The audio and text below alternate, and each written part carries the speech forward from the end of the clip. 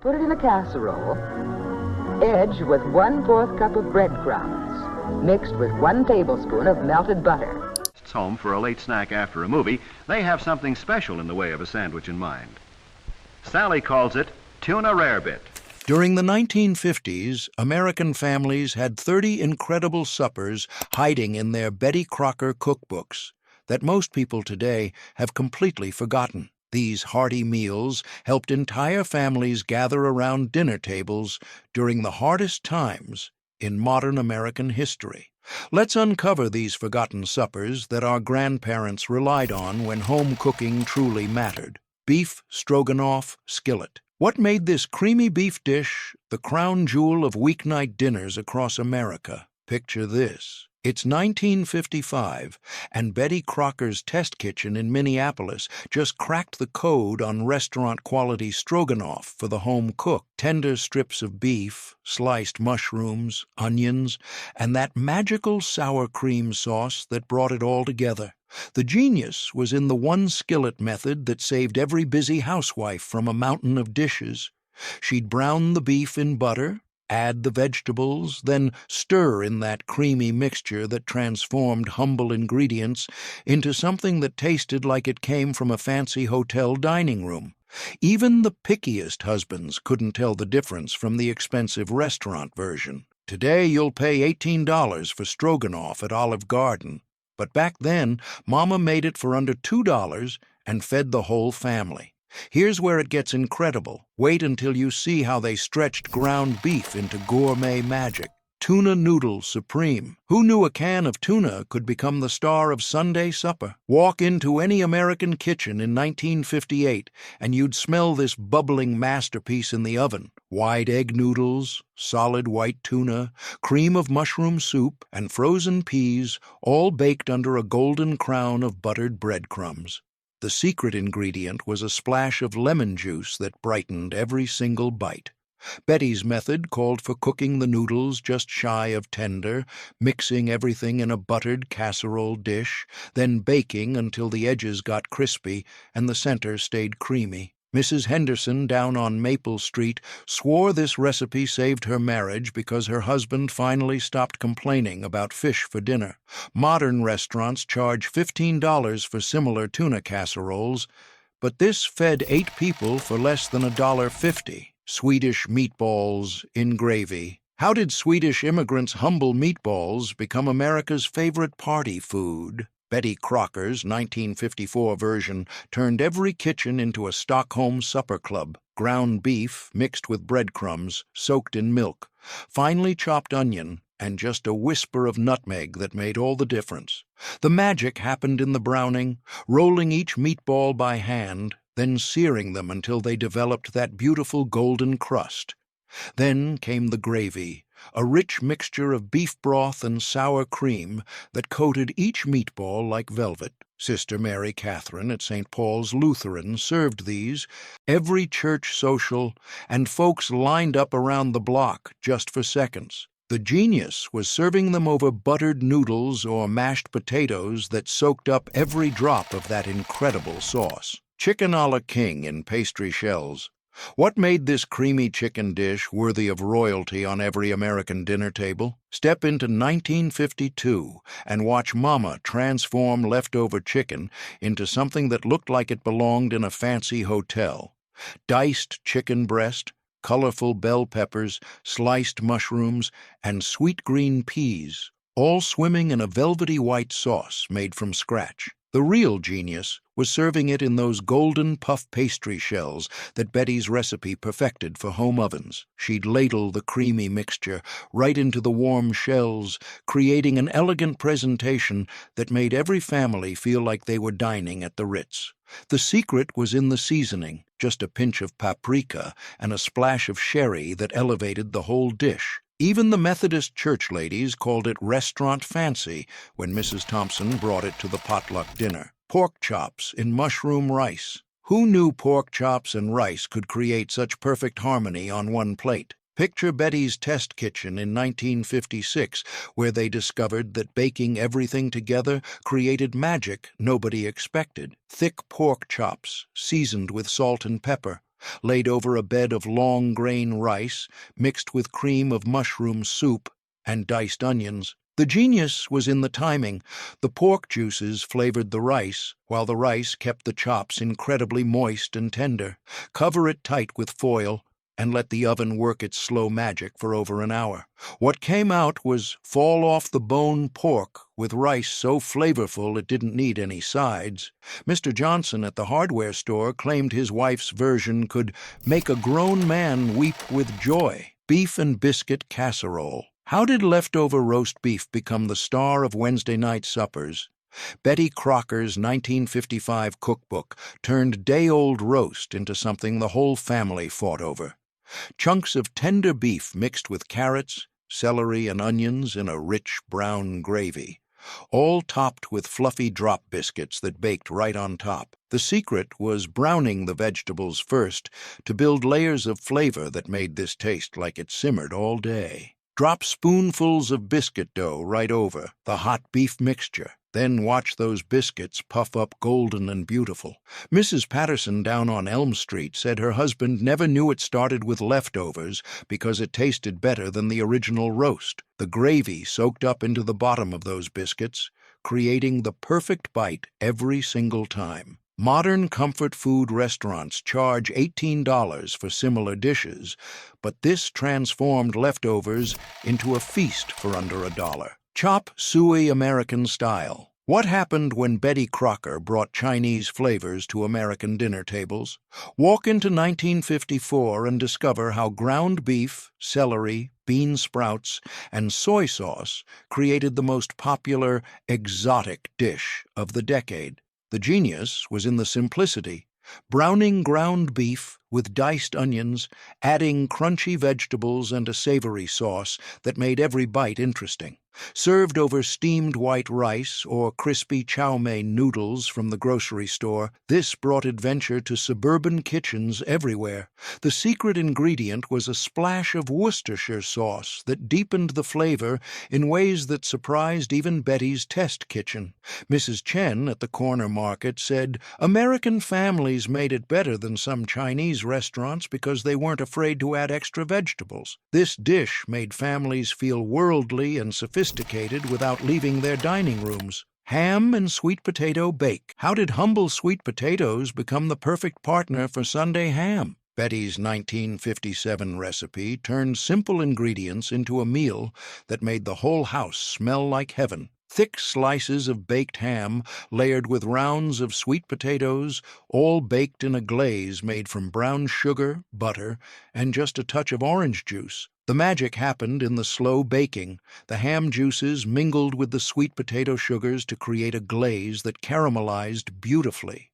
The sweet potatoes got tender and creamy, while the ham stayed moist and flavorful. Reverend Williams claimed this dish could convert the most stubborn sinner when Mrs. Davis brought it to the church dinner.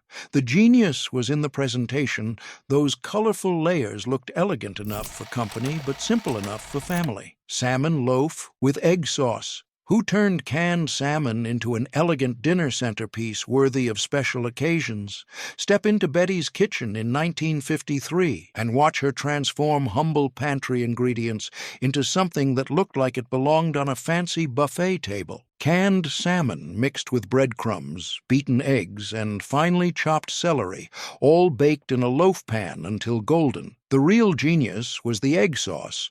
Hard-boiled eggs chopped fine and stirred into a creamy white sauce that complemented the salmon perfectly. Mrs. Muller served this every Good Friday, and even the kids who claimed to hate fish cleaned their plates completely. The secret was adding just a pinch of dill that made the whole dish taste fresh and bright. Chicken and dumpling casserole. What made this the ultimate comfort food that could cure whatever ailed you? Picture 1956, when Betty perfected the art of fluffy dumplings that cooked right in the casserole dish.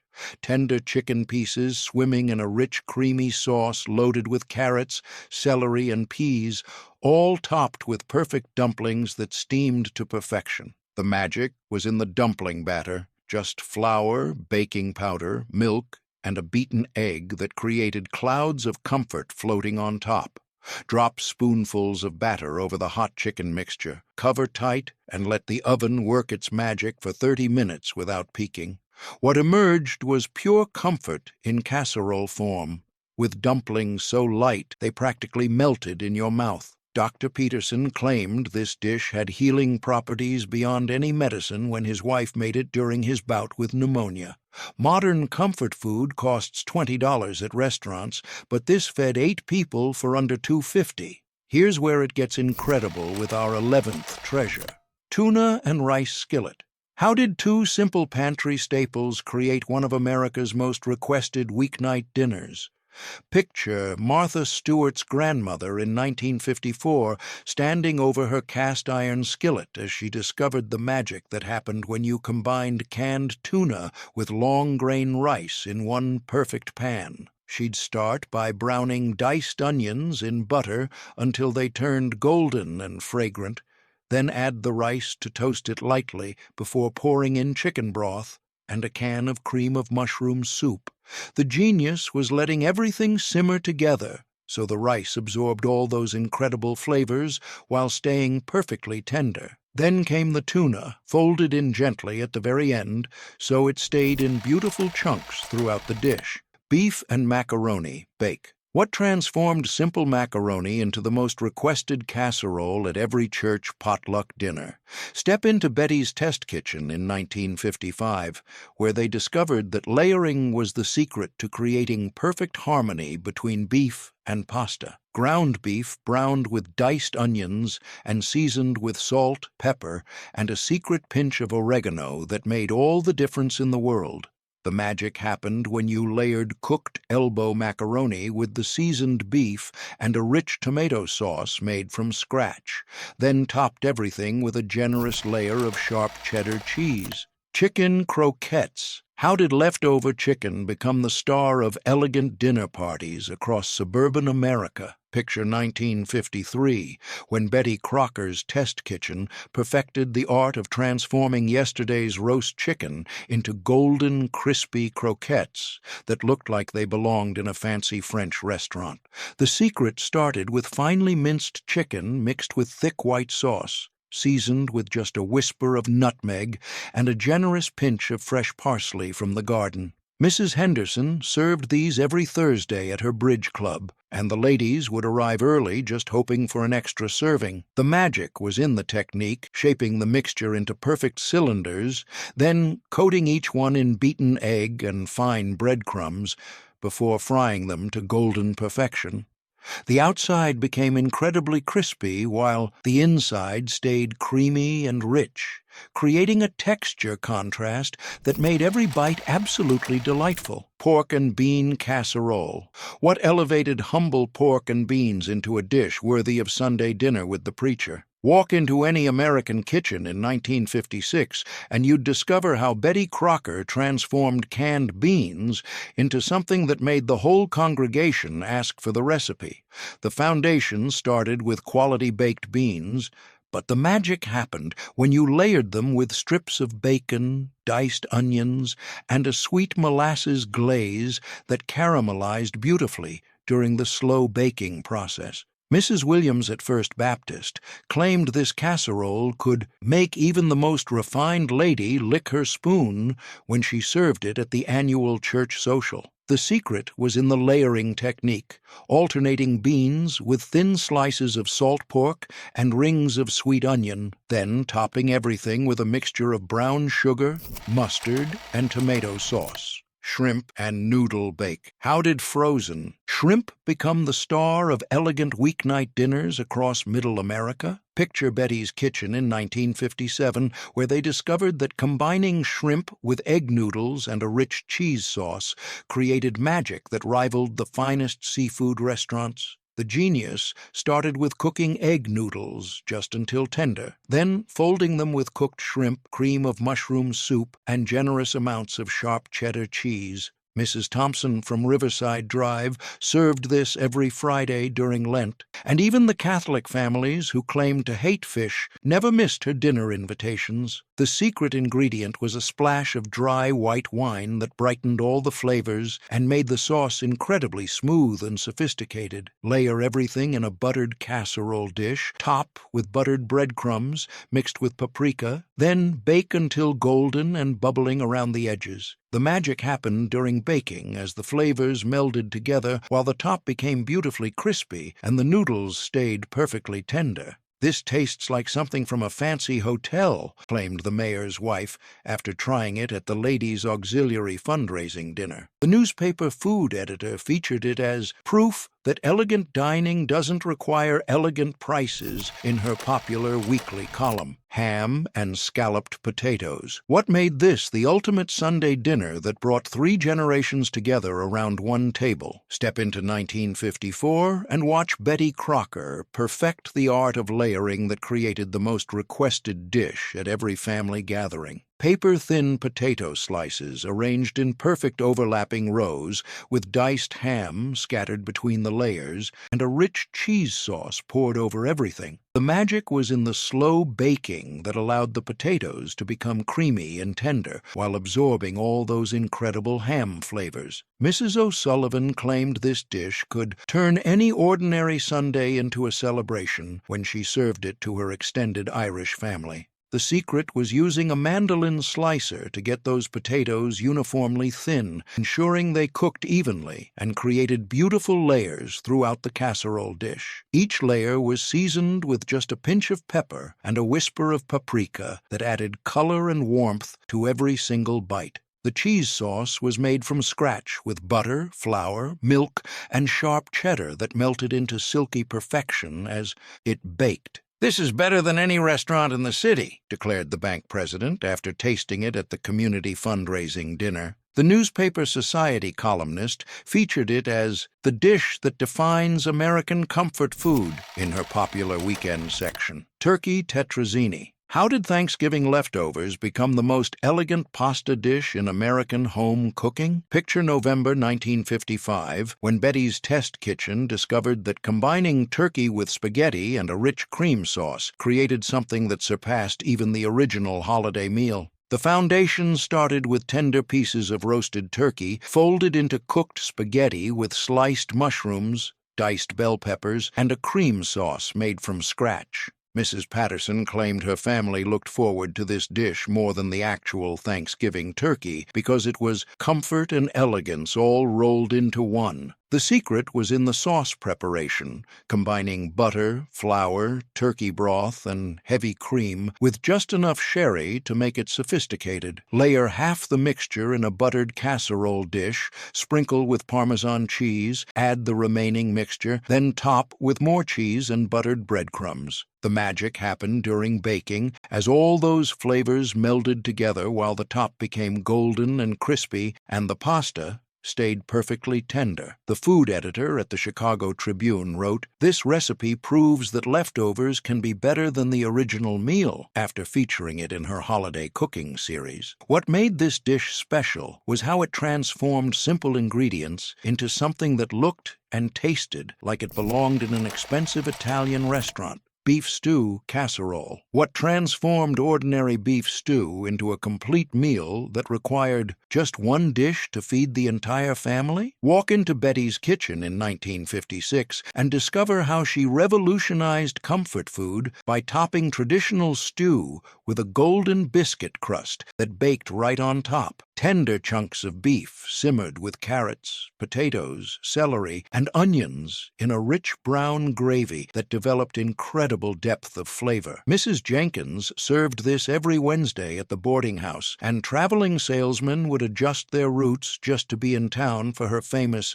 stew supper. The magic started with browning the beef properly to develop that deep, rich flavor that became the foundation for everything else in the dish. Layer the stew mixture in a deep casserole dish, then drop spoonfuls of biscuit dough right over the top before sliding it into a hot oven. The genius was in the timing. The stew stayed hot and bubbly, while those biscuits puffed up golden and beautiful, creating a complete meal in one dish. "This is what Sunday dinner should taste like," claimed Pastor Morrison after trying it at the church social, where it became the most requested dish. The newspaper home economics columnist featured it as the perfect solution for busy mothers because it provided vegetables, meat, and bread, all in one convenient casserole: chicken and rice, skillet. How did two simple ingredients create the most requested one-dish meal in suburban American kitchens? Step into 1957 and watch Betty Crocker perfect the technique that allowed busy mothers to create restaurant-quality meals using just one skillet and minimal preparation time. The magic started with browning chicken pieces until the skin turned golden and crispy, then removing them while sautéing diced onions and celery in those flavorful pan drippings.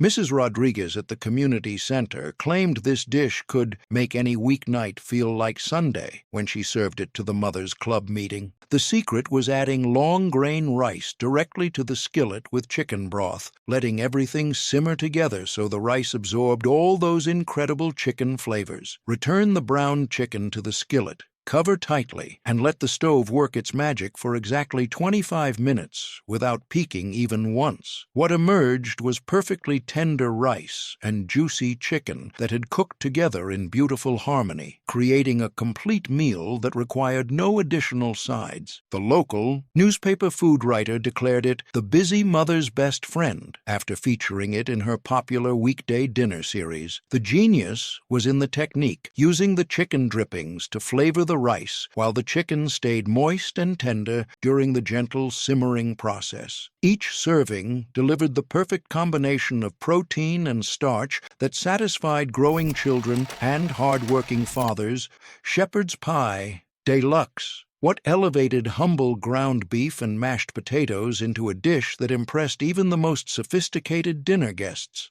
Picture Betty's test kitchen in 1955, where they discovered that proper layering and seasoning could transform simple ingredients into something that rivaled expensive restaurant entrees. The foundation started with ground beef browned with diced onions and seasoned with Worcestershire sauce, fresh thyme, and just enough tomato paste to add depth.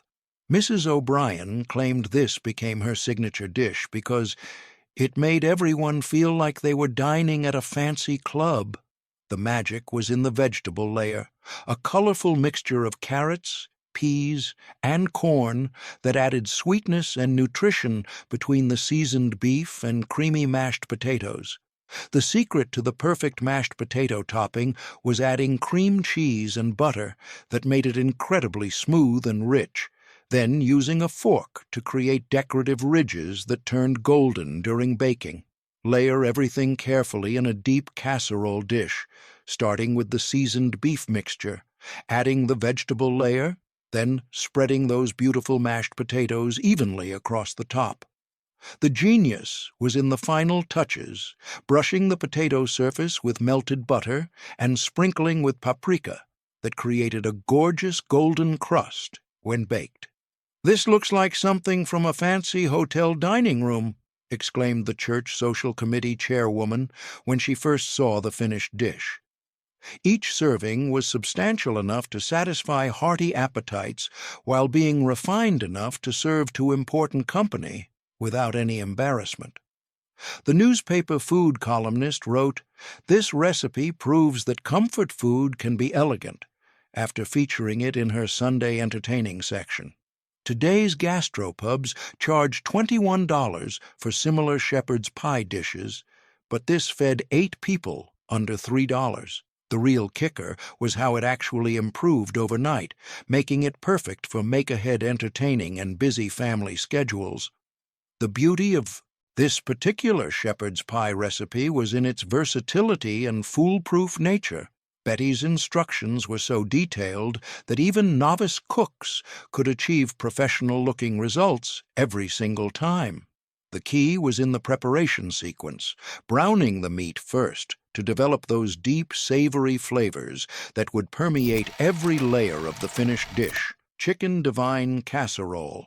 How did this elegant chicken and broccoli combination become the crown jewel of ladies' luncheon menus across America? Step into the sophisticated dining room of Mrs. Margaret Whitfield in Westchester County, 1958, where she first served this creation to the Garden Club board meeting. "Ladies, this recipe will change your entertaining forever," she announced as she presented golden casserole dishes filled with tender chicken breast, bright green broccoli spears, and the most luxurious cheese sauce anyone had ever tasted. The magic began with poaching chicken breasts in seasoned broth until they were incredibly tender, then layering them over perfectly steamed broccoli in individual ramekins that made each guest feel special. Mrs. Eleanor Patterson, the club president, whispered to her table-mate, "This is more elegant than anything I've had at the Plaza Hotel," as she savored the rich hollandaise-style sauce made with real butter, egg yolks, and imported Swiss cheese. The genius was in Betty Crocker's revolutionary technique of combining classic French cooking methods with American convenience, creating a dish that looked and tasted like haute cuisine, but could be prepared by any home cook with basic kitchen skills. The secret ingredient was a splash of dry white wine in the sauce that elevated every single bite and made the whole dining room smell like a European cafe. Each serving was artfully presented in its own individual dish, topped with a delicate sprinkle of fresh chives from the garden and a light dusting of paprika that added both color and warmth. The food editor at Harper's Bazaar featured this recipe in their entertaining section, calling it the dish that brings restaurant sophistication to suburban dining rooms. Today's upscale restaurants charge $28 for similar chicken preparations, but Mrs. Whitfield's version cost less than $4 to serve 8 distinguished guests. The real brilliance was how this recipe connected back to the beef stroganoff we discussed earlier, showing how American cooks were mastering elegant European techniques right in their own kitchens. Modern convenience foods simply cannot replicate the satisfaction and pride that came from creating such sophisticated dishes from scratch, using Betty Crocker's tested techniques. The true mastery of this dish lay in its timing and temperature control, skills that Betty's detailed instructions helped home cooks develop with confidence. Mrs. Whitfield discovered that the broccoli needed to be steamed for exactly 7 minutes to achieve that perfect balance between tender and crisp, maintaining its vibrant green color that provided such beautiful contrast against the golden chicken and creamy sauce. Tuna surprise ring. What transformed humble canned tuna into a show-stopping centerpiece that amazed every guest at the most elegant dinner parties? Picture the dining room of Mrs. Robert Harrison in Greenwich, Connecticut, 1959, where society hostesses gathered to witness what the local newspaper would later call the most ingenious dish of the social season. The foundation of this culinary masterpiece began with Betty Crocker's revolutionary gelatin technique that suspended chunks of premium white tuna, diced celery, and hard-boiled eggs in a delicate lemon-flavored aspic that shimmered like crystal when perfectly chilled. Mrs. Harrison's cook, Mary Sullivan, later revealed the secret. The magic was in the timing, letting each layer set just enough to support the next, creating beautiful striations of flavor and color that looked like something from a fancy French restaurant. The preparation required patience and skill, carefully arranging colorful vegetables in geometric patterns around the bottom of the ring mold, then slowly adding the tuna mixture in perfectly measured portions. Mrs. Caroline Astor III was quoted in the society pages as saying, "This dish represents everything sophisticated about modern American entertaining," after it was served at her annual spring luncheon for the museum auxiliary. The genius was in the presentation, unmolding the ring onto a crystal platter surrounded by crisp lettuce leaves and serving it with homemade mayonnaise that had been delicately flavored with fresh dill from the garden. Each slice revealed beautiful layers of tuna, vegetables, and aspic that created an almost stained glass effect when the light caught it perfectly. The technique required such precision that Betty Crocker included detailed step-by-step photographs in their premium cookbook, showing exactly how to achieve professional results at home. Beef Burgundy Elegante. How did Betty Crocker bring the sophisticated flavors of French cuisine to American dinner tables without requiring a culinary degree? Enter the kitchen of Mrs. James Worthington in Boston's Beacon Hill, where she first attempted this ambitious recipe for her husband's important business associates in 1957. "Gentlemen, tonight we dine as they do in Paris," she announced, serving tender beef that had been slowly braised in Burgundy wine with pearl onions and mushrooms until it practically melted with a fork. The technique began with carefully selecting the finest chuck roast and cutting it into perfect 2-inch cubes, then dredging each piece in seasoned flour before browning it to perfection in her grandmother's cast-iron Dutch oven. Mr. Worthington's business partner, visiting from France, was overheard telling his wife, "Mon Dieu, this American lady cooks better than my own grandmother in Burgundy," as he savored the rich wine-infused sauce that had developed incredible depth during hours of gentle simmering. The magic was in Betty's simplified technique that allowed home cooks to achieve professional results without the intimidating complexity of classical French cooking methods, which infused the entire dish with aromatic flavors that filled the whole house with the promise of an extraordinary meal. Each serving was presented with the elegance of fine dining, the dark, glossy sauce coating tender beef and vegetables that had absorbed all those incredible wine flavors during the long, slow cooking process. The food editor at Gourmet magazine featured this recipe as proof that American home cooks can master the most sophisticated European dishes, praising both its authenticity and accessibility. The genius was in the make-ahead preparation, as this dish actually improved when prepared a day early, allowing all those complex flavors to meld and deepen overnight in the refrigerator. Today's French restaurants charge $42 for similar beef Burgundy preparations, but accomplished home cooks could create this masterpiece for under $5 and serve 8 people with restaurant-quality results. This elegant dish connects perfectly with our earlier Swedish meatballs, showing how American cooks were embracing international flavors while maintaining their own unique style.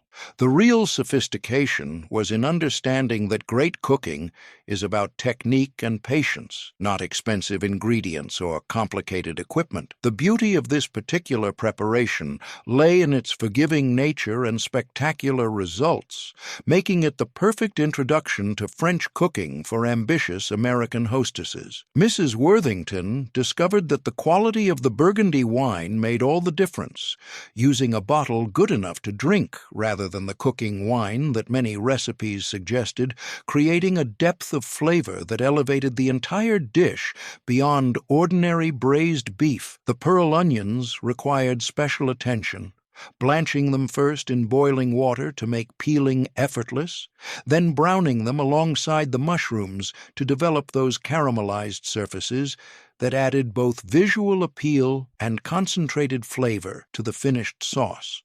Betty's revolutionary approach included detailed timing charts that took the guesswork out of braising, specifying exact temperatures and cooking times that ensured consistent results, regardless of the cook's experience level. The browning process was crucial, requiring patience to sear each piece of beef individually rather than crowding the pot, developing those essential fond particles on the bottom that would later dissolve into the braising liquid and create the foundation of the rich sauce. Mrs. Adelaide Montgomery from the Beacon Hill Ladies' Society noted that the key to perfect texture was maintaining the braising liquid at a gentle simmer rather than a rolling boil, allowing the tough connective tissues to break down slowly while keeping the meat tender and succulent.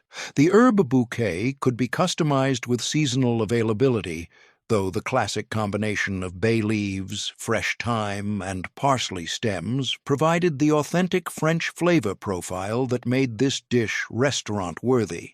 Many accomplished cooks discovered that adding a square of dark chocolate during the final minutes of cooking deepened the color and added a subtle richness that guests could never quite identify but always complimented.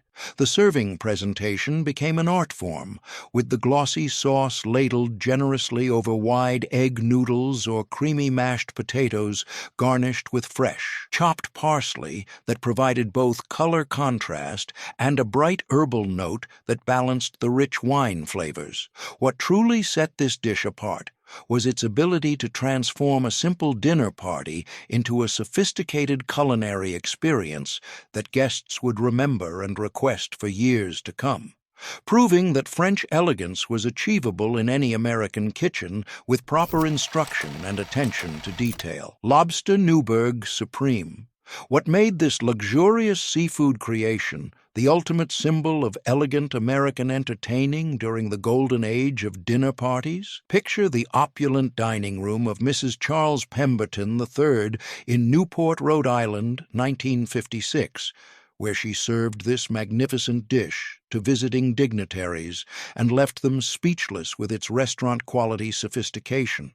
The foundation began with fresh lobster meat gently sautéed in real butter, then folded into a velvety sauce made with heavy cream, egg yolks, and just enough dry sherry to create that distinctive Newberg flavor that had made the dish famous in New York's finest establishments. Mrs. Pemberton's chef, Henri Dubois, formerly of Delmonico's restaurant, was quoted in Town and Country magazine as saying, "Madame has mastered what many professional kitchens struggle to achieve, the perfect balance of richness and refinement that makes Lobster Newberg a true culinary masterpiece." The magic was in Betty Crocker's simplified technique that demystified this intimidating dish, breaking it down into manageable steps that allowed home cooks to achieve the same results that had previously required professional training. The secret was in the sauce preparation, tempering the egg yolks slowly with the hot cream to create a custard-like consistency without any curdling, then finishing with a splash of brandy that added depth and complexity. Each serving was presented in individual puff pastry shells or over delicate rice pilaf, garnished with a sprinkle of fresh paprika and chopped chives that added both color and a hint of onion flavor.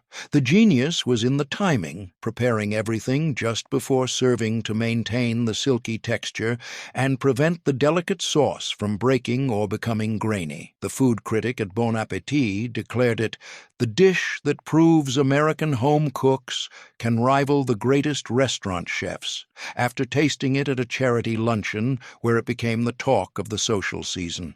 Today's upscale seafood restaurants charge $55 for Lobster Newberg, but accomplished hostesses could create this luxury for under $8 and serve 6 guests with unmatched elegance. This sophisticated dish connects beautifully with our earlier shrimp and noodle bake, demonstrating how American cooks were elevating seafood into increasingly elegant presentations. The real artistry was in understanding that true luxury comes from perfect technique and the finest ingredients, not from complicated preparations that intimidate rather than inspire. Veal, Paprikash. How did this Hungarian-inspired creation become the signature dish of America's most sophisticated dinner parties? Enter the elegant kitchen of Mrs. Victor Kovacs in Cleveland's Hungarian district, 1955, where she adapted her grandmother's old-world recipe using Betty Crocker's modern American techniques. "In the old country, we cooked by feel and memory," she explained to the reporter from Ladies' Home Journal, "but Betty's methods helped me create the same flavors with perfect consistency every single time." The magic began with tender veal cutlets, pounded thin and dredged in flour, seasoned with the finest Hungarian paprika, then sautéed until golden in clarified butter that wouldn't burn during the careful browning process. Mrs. Joseph Nagy, president of the Hungarian American Cultural Society, Society, declared, "This dish honors our heritage while embracing our new American home," as she savored the rich sour cream sauce that had been perfected through Betty's test kitchen methodology. The genius was in the layered seasoning, building flavor through each step rather than relying on one overwhelming spice, creating a complex dish that satisfied both nostalgic immigrants and curious American neighbors. The secret ingredient was a splash of white wine vinegar that brightened the rich sauce and balanced the earthiness of the paprika, creating the authentic tang that distinguished real Hungarian cooking from mere imitations. Each serving was presented over wide egg noodles or spätzle, garnished with fresh sour cream and a generous sprinkle of chopped fresh parsley that added color and freshness to the rich, reddish-brown sauce. The technique required patience and attention, slowly simmering the veal in the seasoned sauce until it became fork-tender while maintaining the delicate balance of flavors that made this dish legendary in European restaurants. The food editor at McCall's magazine featured this as the international dish that's becoming an American favorite, praising its accessibility to home cooks who wanted to expand their culinary horizons. Today's European restaurants charge $38 for authentic veal paprikash, but dedicated home cooks could master this technique for under $6 and serve 8 people with old-world authenticity. This exotic dish connects perfectly with our earlier beef Burgundy, showing how American kitchens were becoming laboratories for international cuisine. The real sophistication was in respecting traditional techniques while adapting them to American ingredients and cooking methods. Duck à l'orange casserole. What transformed the most elegant restaurant entree into a dish that busy American mothers could master for Sunday dinner? Picture the suburban kitchen of Mrs. Patricia Westbrook in Scarsdale, New York, 1958, where she discovered Betty Crocker's revolutionary approach to bringing French haute cuisine to the American family table. The foundation began with domestic duck pieces, slowly, braised with aromatic vegetables, then finished with a glorious orange sauce that rivaled anything served in Manhattan's finest French restaurants. Mrs. Westbrook told her bridge club, "I never dreamed I could create something this sophisticated in my own kitchen, but Betty's step-by-step instructions made me feel like a professional chef." The magic was in the sauce preparation, reducing fresh orange juice with chicken stock and just enough orange liqueur to create that perfect balance of sweet and savory that made this dish famous in European dining rooms. Mr. Henri Soulet, chef-owner of Le Pavillon restaurant, was quoted in Gourmet magazine as saying, "American home cooks are achieving results that would make many French chefs envious after tasting this dish at a charity dinner where it stole the show." The genius was in Betty's adaptation technique, breaking down intimidating restaurant methods into manageable steps that any dedicated cook could follow with confidence and achieve professional results. The secret was in the timing, allowing the duck to cook slowly until the meat fell off the bone while the sauce reduced to a glossy perfection that coated each piece beautifully. Each serving was presented with wild rice pilaf and steamed asparagus, creating a complete meal that looked like it belonged in the finest dining establishment rather than a suburban dining room. The technique required planning and patience, but the results were so spectacular that guests would request the recipe and then spend months trying to recreate the same magic in their own kitchens. The food critic at House Beautiful declared it the dish that proves American home cooking has come of age, praising both its sophistication and surprising accessibility. Today's French restaurants charge $60 for duck à l'orange, but accomplished home cooks could create this masterpiece for under $10 and serve 6 people with restaurant-quality elegance. This ambitious dish connects beautifully with our earlier chicken divine, demonstrating how American cooks were fearlessly tackling the most challenging recipes from around the world. The real achievement was in understanding that great cooking is about mastering techniques rather than being intimidated by fancy names or foreign origins. Beef Wellington Individual. How did Betty Crocker transform the most intimidating dish in French cuisine into something American home cooks could master for special occasions? Enter the ambitious kitchen of Mrs. Robert Sterling in Philadelphia's Main Line, 1959, where she attempted what culinary magazines called the ultimate test of a serious cook's abilities. The preparation began with individual beef tenderloin medallions seared to perfection, then wrapped in a delicate mushroom duxelles that had been slowly cooked until all moisture evaporated, creating an intensely flavored paste that would complement rather than compete with the precious beef. Mrs. Sterling confided to her, "All cooking club.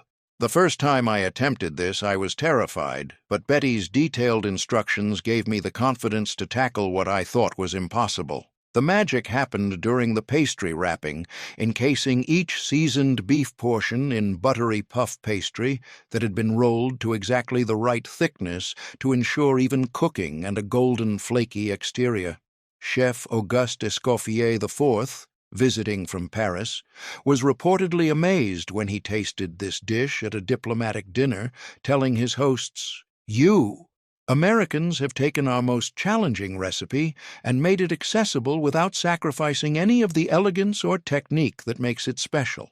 The genius was in Betty's individual portion approach, which eliminated the guesswork of cooking one large Wellington while allowing each guest to receive a perfectly portioned serving that looked like a small work of art. The secret technique involved brushing each pastry-wrapped portion with beaten egg wash and scoring decorative patterns that would become beautifully golden during baking, creating a presentation worthy of the finest restaurant. Each serving was accompanied by a classic Béarnaise sauce made from scratch, along with roasted vegetables that had been carefully selected to complement rather than overpower the star of the show. The timing required precision and planning, but the spectacular results made this dish the ultimate choice for anniversary dinners, holiday celebrations, and any occasion that demanded something truly extraordinary.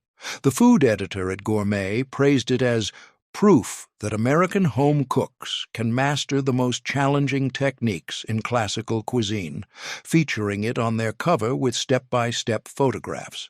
Today's steakhouses charge $75 for beef Wellington, but dedicated home cooks could create this masterpiece for under $12 per serving and achieve results that would impress the most sophisticated palates. This ambitious creation connects perfectly with our earlier beef Burgundy and veal Paprikash, showing how American kitchens had become laboratories for the world's finest cuisine. The real triumph was in proving that with proper instruction and dedication, any home cook could master techniques that had previously been reserved for professional chefs. Coq au vin moderne. What made this wine-braised chicken the ultimate symbol of culinary sophistication that every ambitious hostess needed to master? Picture the candlelit dining room of Mrs. Jonathan Fitzgerald in San Francisco's Nob Hill, 1957, where she served this French masterpiece to visiting wine merchants who declared it superior to versions they'd tasted in Burgundy itself. The preparation began with a young chicken cut into perfect pieces and marinated overnight in a bottle of good Burgundy wine with aromatic herbs that infused every bite with complex flavors.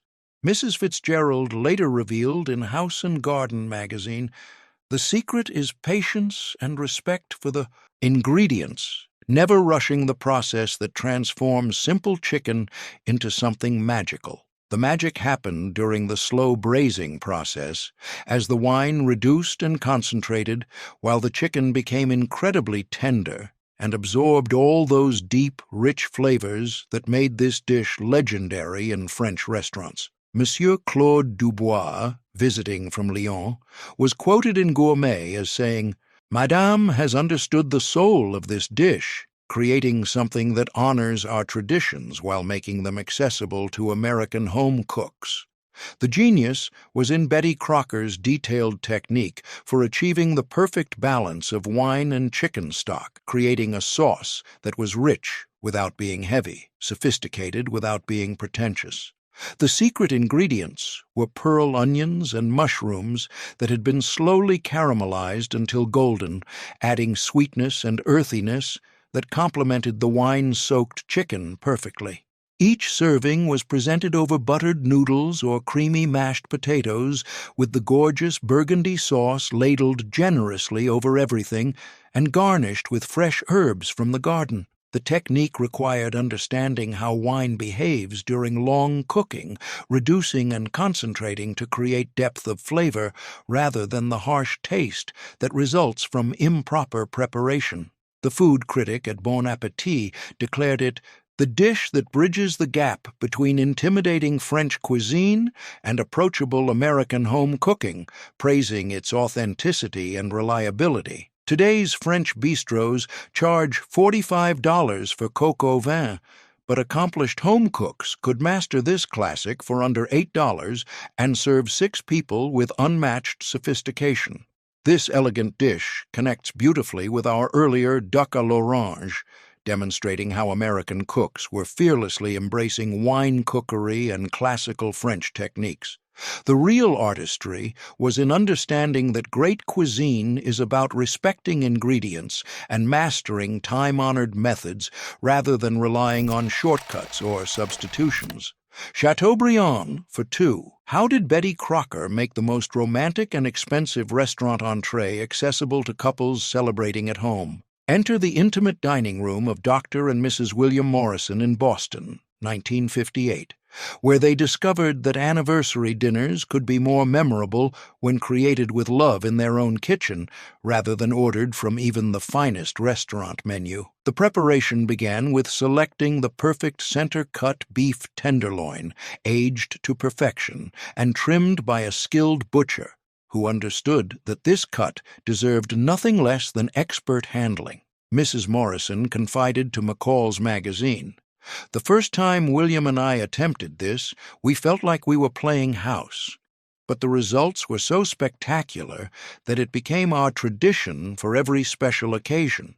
The magic was in the searing technique, creating a perfect crust that sealed in all the natural juices, while the interior remained tender and pink, exactly as it would be prepared in the finest steakhouse." Chef François Minot of the Ritz-Carlton was reportedly impressed when he tasted this dish at a private dinner party, telling his hosts, "You have captured the essence of what makes Chateau Briion special, the combination of perfect beef and flawless technique that creates an unforgettable dining experience." The genius was in Betty's detailed instructions for timing and temperature, taking the guesswork out of cooking expensive beef and ensuring perfect results every single time. The secret was in the accompanying sauces, both béarnaise and mushroom, prepared fresh and served warm alongside the perfectly cooked beef that was sliced tableside for maximum drama and presentation. Each serving was accompanied by elegant sides that had been carefully chosen to complement rather than compete with the star ingredient, creating a complete meal that rivaled anything available in the city's most expensive restaurants.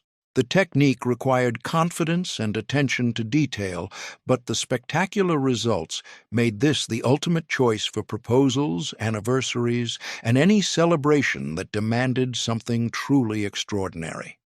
The food editor at Gourmet praised it as proof that romance and fine dining belong in American homes, featuring it in their special entertaining issue. Today's steakhouses charge $120 for Chateau Briion for 2, but couples could create this intimate masterpiece for under $15 and enjoy an evening more memorable than any restaurant could provide. This luxurious dish connects perfectly with our earlier beef Wellington, showing how American home cooks were mastering the most challenging and expensive restaurant preparations. The real romance was in the act of creating something beautiful together, proving that the most meaningful celebrations happen when we put love and effort into every detail. Kak Sanjac What transformed simple scallops into the most elegant appetizer that graced America's finest dinner parties? Picture the sophisticated kitchen of Mrs. Reginald Thornton in Newport's Mansion District, 1959, where she mastered what French chefs considered one of their most challenging preparations. The magic began with fresh sea scallops, carefully removed from their shells, then poached in white wine and court bouillon until they achieved that perfect tender texture that distinguished restaurant-quality preparation from amateur attempts. Mrs. Thornton was quoted in Town and Country as saying, "This dish represents everything I love about entertaining. It's elegant, sophisticated, and shows guests that you've made a real effort to create something special for them." The genius was in Betty Crocker's simplified technique for the classic Mornay sauce, made with butter, flour, cream, and imported Gruyere cheese that created a luxurious coating without the intimidating complexity of classical French cooking methods. Monsieur Pierre Franet, chef at Le Pavillon, was reportedly amazed when he tasted this dish at a society fundraiser, telling the hostess, "You have achieved what many professional kitchens struggle with, the perfect balance of delicate scallops and rich sauce that makes this dish legendary.